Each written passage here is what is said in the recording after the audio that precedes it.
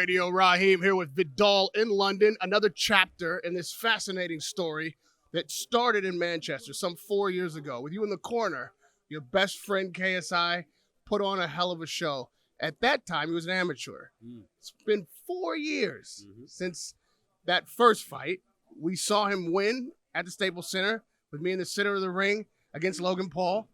And now he's heading another card in his home country of London. For these 3 steps, talk to me about the development of KSI as a fighter. Well, he developed a lot in terms of the level and the magnitude of the events. As a boxer, skill-wise, that's what this weekend's about, because we want to see, with that gap and that hiatus from the ring, did you use it to grow, or are you going to come back the same as what you were?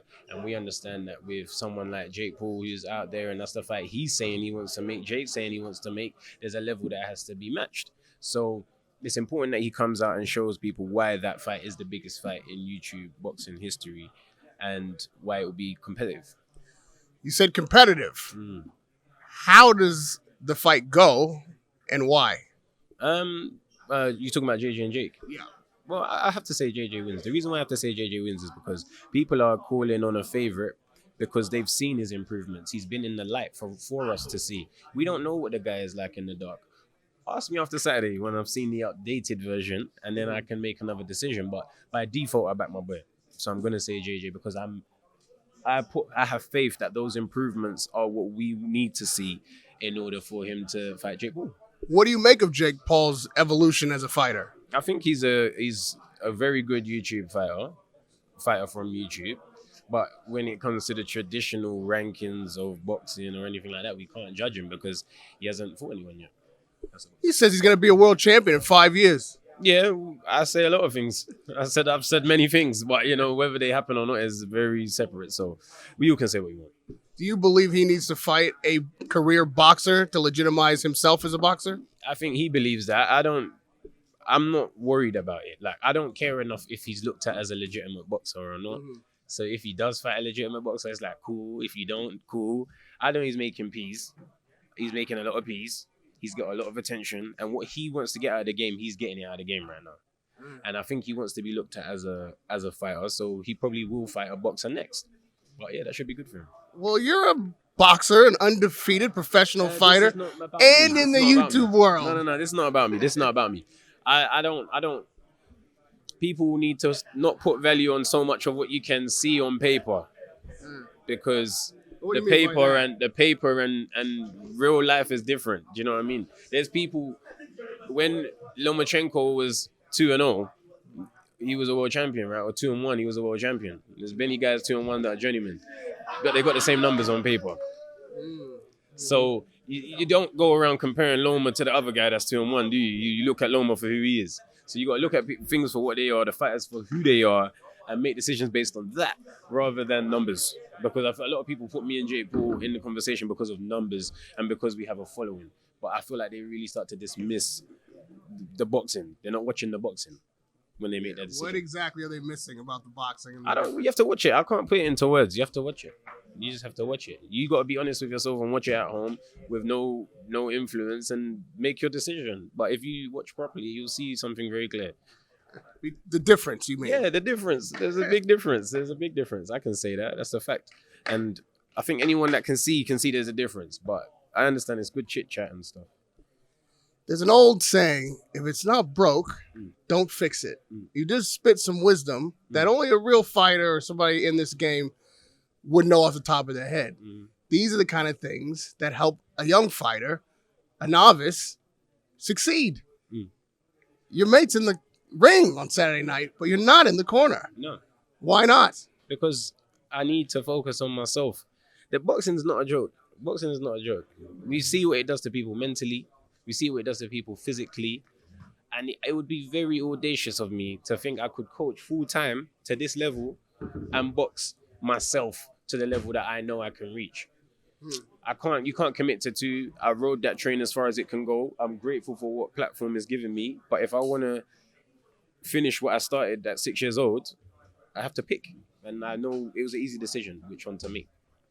Now, I hear an analyst when I talk to you. I see the spirit of a trainer when you are coaching.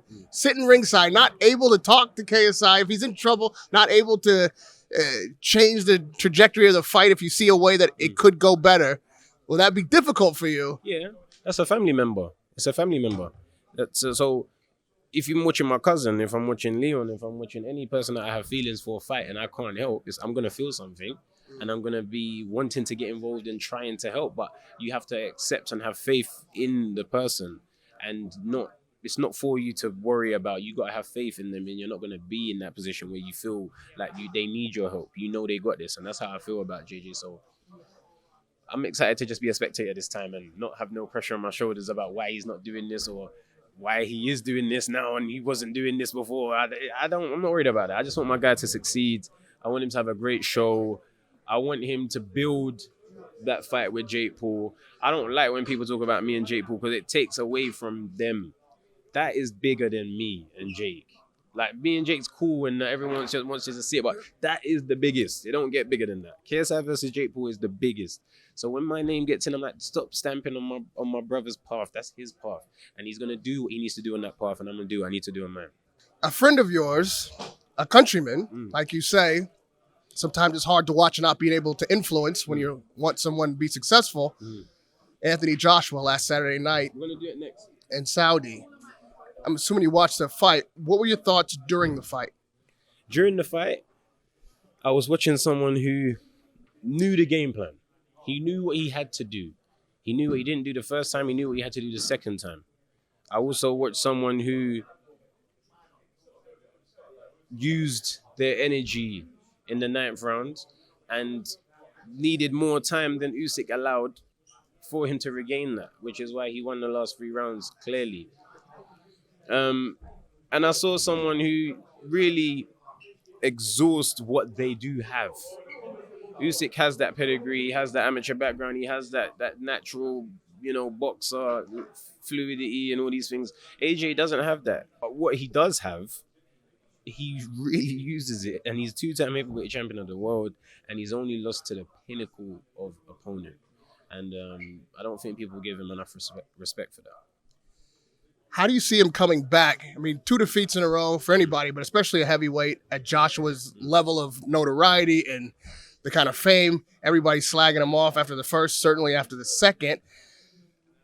If you were a trainer in this sense, and a friend, how do you counsel AJ? I wouldn't even worry about his comeback. I'd worry about going away, spending some time with your family, having some downtime with your loved ones, and just recouping. Don't worry about coming back. Money's good. Life's good. You're accomplished. You've achieved. If you retire today, you've left your mark. You're Hall of Fame worthy. There's people with less in the Hall of Fame, less achievements in the Hall of Fame.